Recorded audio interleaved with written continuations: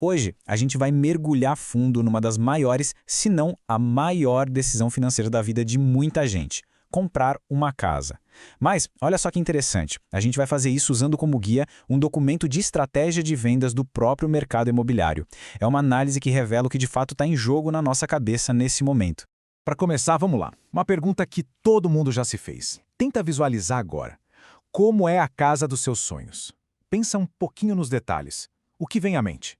A resposta para essa pergunta, por mais simples que pareça, já diz quase tudo. E é o nosso ponto de partida. Então, o que acontece? A maioria esmagadora das pessoas, quando descreve essa casa, usa palavras como conforto, segurança, um lugar de paz. Quase ninguém diz, a casa dos meus sonhos tem vigas de aço super resistentes ou um isolamento térmico de última geração. Percebe?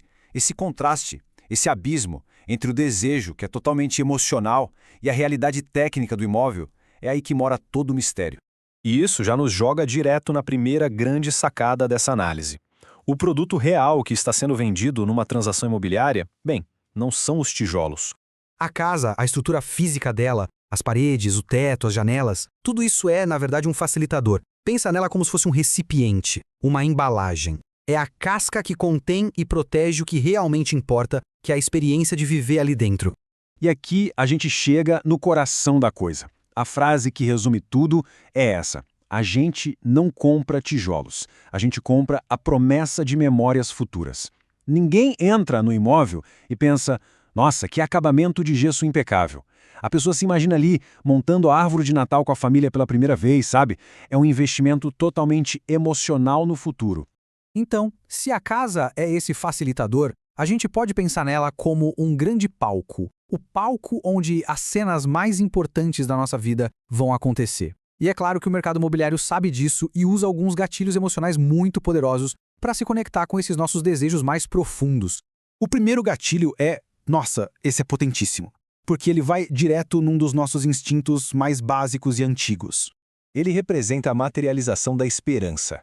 Aquele quartinho pequeno não é sobre metros quadrados, de jeito nenhum. Ele é o símbolo da continuidade, do instinto de preparar o ninho para a chegada de uma nova vida. É a promessa física, palpável, de que uma nova fase incrível está para começar. O segundo gatilho ataca outra necessidade muito forte, uma que parece cada vez mais difícil de suprir nesse nosso mundo tão corrido. A necessidade de convivência. Numa época em que cada um come rapidinho na frente de uma tela, um espaço dedicado ao jantar em família vira uma verdadeira âncora. É um símbolo de reconexão. É a promessa de que, pelo menos ali, naquele lugar, o tempo vai desacelerar e os laços vão se fortalecer. E, finalmente, o terceiro conceito, que talvez seja o mais fundamental, o mais primitivo de todos. A ideia da casa como refúgio, uma barreira mágica que separa o caos do mundo lá fora da paz aqui dentro. A porta de entrada se torna quase um portal.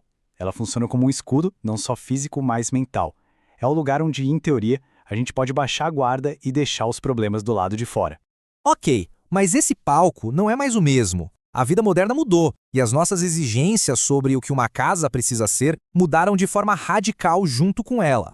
E é muito importante entender isso aqui. Não estamos falando de uma modinha, de uma tendência passageira. O que aconteceu foi uma verdadeira metamorfose. As prioridades de quem busca um imóvel hoje foram completamente transformadas e tudo indica que essa mudança veio para ficar. Essa lista aqui é basicamente um raio-x do nosso tempo. Repara só como o home office, que antes era um luxo, um improviso no cantinho da sala, agora está ali, lado a lado com itens sagrados como segurança e boa localização. É um pilar essencial.